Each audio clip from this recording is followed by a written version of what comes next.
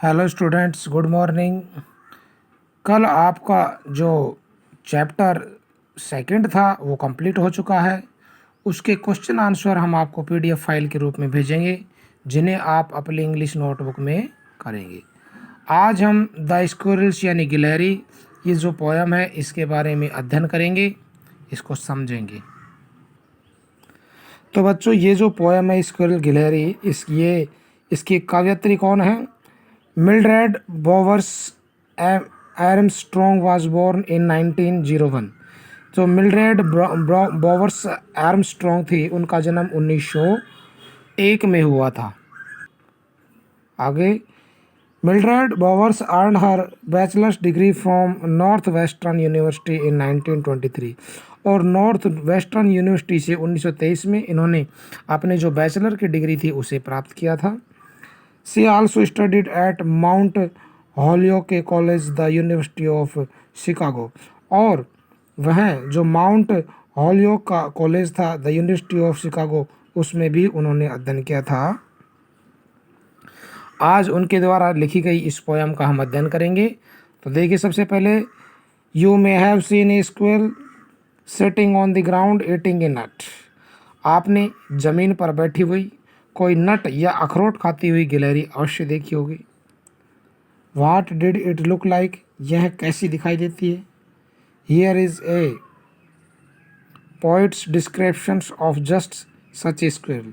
बिल्कुल ऐसी ही किसी गिलहरी के बारे में एक कवि द्वारा विवरण प्रस्तुत किया गया है, जो हम अभी आपको पढ़ा रहे हैं। तो बच्चों, आप पोएम स्टार्ट करते हैं। He wore a question mark for tail, an overcoat of grey. He sat up straight to eat a nut.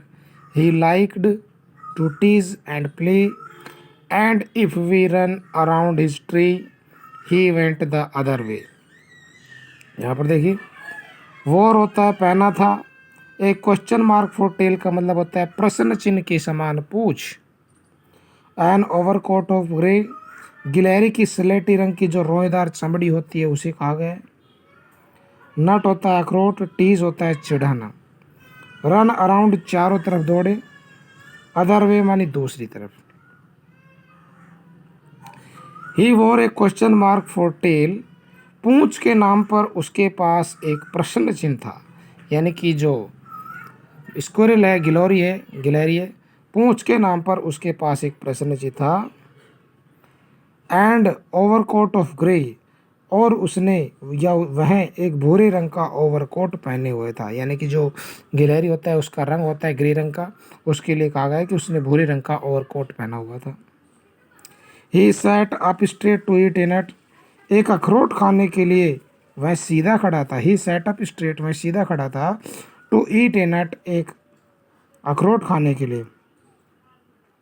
He liked to tease and play, वह छेड़ना और खेलना पसंद करता था। He liked to tease and play, वह छेड़ना और खेलना पसंद करता था।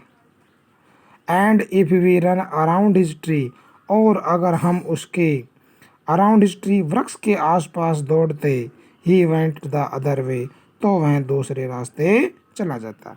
यानी कि यहाँ पे जो कवित्री है वो बता रही है कि एक जो ये स्क्विरल होती है, गिलहरी होती है, उसकी जो पूंछ होती है वो ज़मीन पर रखने पर एक क्वेश्चन मार्क सी लगती है, जैसा कि आप इस चित्र में भी देख रहे हैं। क्वेश्चन मार्क का चिन्ह सा बना हुआ होता है। और उसकी जो ग्रे ओवरकोट का मतलब है कि उसका जो शरीर होता है, उसकी चमड़ी होती है भूरे रंग की होती है। अखरोट और अन्य चीज़ें खाना उसे बहुत ज़्यादा पसंद है। उसे छेड़ना और खेलना भी पसंद था। जब कभी बच्चे उसके साथ खेलते तो वह आसपास के वृक्षों के दौड़ते, तो वह दूसरे रास्ते से भग करके इधर उधर चली जाती थी, लुक जाती थी। तो बच्चों, ये जो कविता है, पोयम है, ये आपकी समाप्त होती है। इसको आपको पढ़ना है। इसका हिंदी ट्रांसलेशन हम आपके पास पीडीएफ फाइल के रूप में भेजेंगे। इसके जो मीनिंग है वो भी हम आपके पास भेज देंगे, जिन्हें आप इंग्लिश नोटबुक में करेंगे। और इस पोएम को पढ़ने के बाद इसमें जो सारांश दिया गया है उसको समझने का प्रयत्न करेंगे। धन्यवाद, थैंक्स।